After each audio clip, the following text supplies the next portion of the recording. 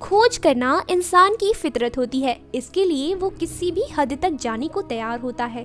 तभी तो इंसान उस चीज को खोजने में जुटा हुआ है जिसका कोई हद नहीं है, जिसका कोई ओर छोर नहीं है। पर आखिर वो क्या है जिसका कोई ओर छोर नहीं है? और हम जिसकी खोज में जुटे हुए हैं वो है हमारा ब्रह्मांड।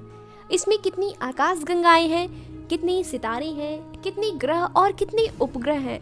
इसमें से किसी भी सवाल का जवाब हमें नहीं मालूम, मगर हम ब्रह्मांड का ओर छोर इसके राज तलाशने में जुटे हुए हैं। ऐसे कितने प्रश्न मन में आए होंगे जिनके उत्तर मानव ने खोज लिए हैं, कुछ के खोजने अब भी बाकी हैं। 1970 के दशक में हमें सौरमंडल के बाहरी ग्रहों की जानकारी बहुत ही कम थी और सौरमंडल के बाहरी ग्रहों की दुनिया एक रहस्य बनी हुई थी। इन्हीं प्रयासों के बीच नासा ने अपनी वाइजर मिशन अंतरिक्ष में भेजकर धरती के संदेश वहां भेजे।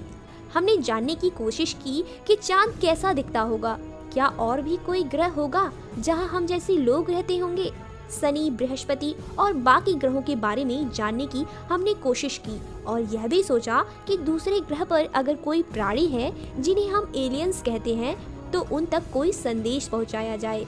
लेकिन मानव स्वयं किसी स्पेस मशीन में बैठकर कोई संदेश ले जाए, यह तो अभी भी नामुमकिन है।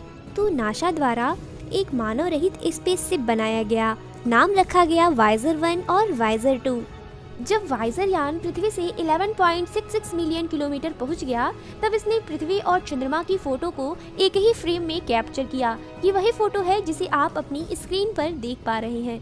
उसके बाद ये जुपिटर की तरफ चल पड़ा। जुपिटर के काफी करीब पहुंचने पर इसने कई सारी फुटेज को कैप्चर किया। इसने जुपिटर की लगभग 19,000 फोटो को कैप्चर किया। इसके बाद इसने जुपिटर के चंद्रमा कैलिस्टो की तस्वीर कैप्चर की। फिर जुपिटर के मून आयो क्यूब पर वोल्केनो एक्टिविटी को भी कैद किया। इसके बाद इसने सैटर्न की तरफ अपना कदम बढ़ाया।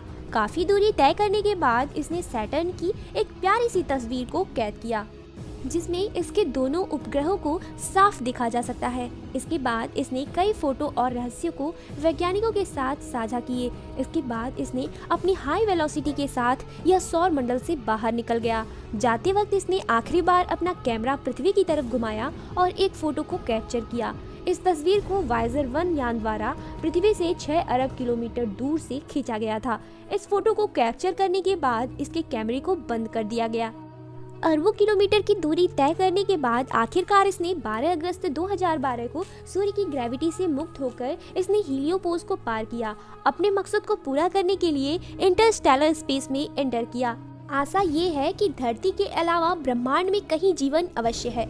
इसीलिए नासा द्वारा इसमें एक गोल्डन सीडी अटैच किया गया है जो एलियन के लिए मैसेज के तौर पर रखा गया है, ताकि अगर गलती से यह यान किसी एलियन के हाथ में लग जाए तो उनको इस बात का भी पता चले कि इस अनंत ब्रह्मांड में एक ऐसा प्लैनेट भी है जो सूरज से 150 मिलियन किलोमीटर की दूरी पर है।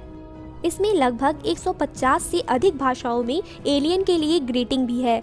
इसमें अर्थ पर लाइफ सिंबलाइज करने के लिए 35 आवाज़ें भी रिकॉर्ड की गई हैं, जैसे हार्ट बीट की आवाज़, बारिश की आवाज़, ऐसी ढेरों सारी।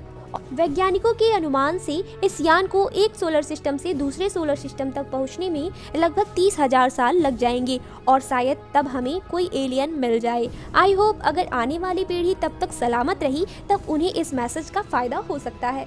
उम्मीद है कि ये वीडियो आपको समझ में आया होगा और नया कुछ सीखने को मिला होगा। अगर ऐसा ही है तो वीडियो को लाइक करिए और चैनल को सब्सक्राइब करना बिल्कुल ना भूलिएगा।